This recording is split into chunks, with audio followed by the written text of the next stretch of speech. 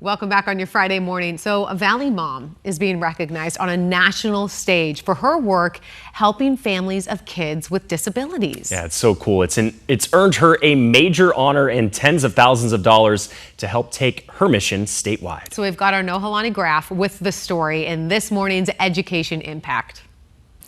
Carla Phillips-Krivickas calls the kids she fights for the invisible ones. She says the special education system is built to help families one at a time, so she set out to fix it systemically, and we are watching it happen in real time.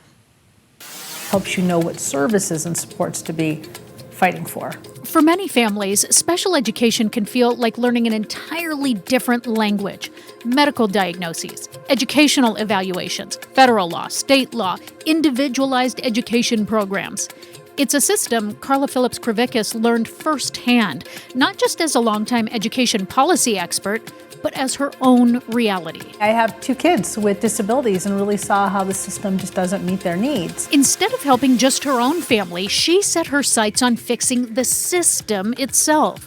A year ago, she launched Champions for Kids, a coalition now nearly 400 strong of retired special ed directors, teachers, parents, and advocates, all with one thing in common: lived experience, and all focused on finding solutions that improve special education for families across Arizona. When do we step back and say, let's find some common issues that we can find systemic solutions for? One of their first big projects, an autism evaluation checklist that helps families better understand how medical diagnoses connect with what schools are legally required to evaluate.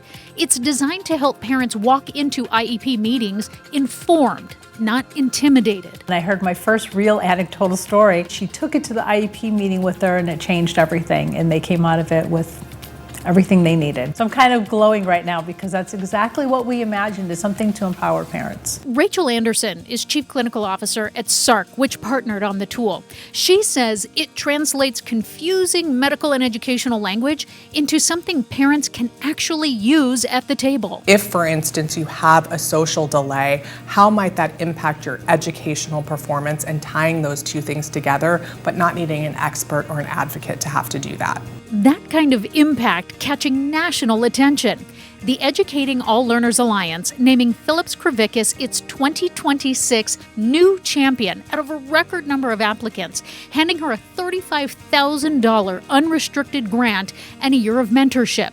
She's using it to create similar tools for the 12 other federally recognized disability categories and translating them into Spanish so even more families can use them. It's the ADDs, it's the dyslexia, the speech language impairments.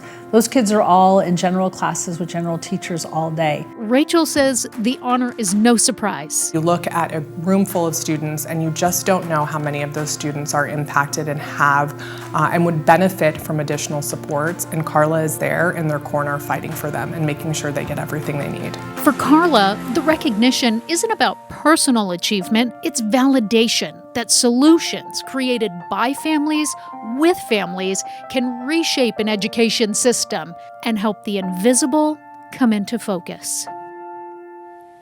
Champions for Kids isn't just building tools, they're also pushing legislation. A bill they backed closes gaps in special ed access for kids in group homes and on military bases so that vulnerable students don't fall through the cracks when they change schools. And this summer, it passed the Arizona legislature unanimously and was signed into law. I'm Nohalani Graf. That's your Education Impact 12 News.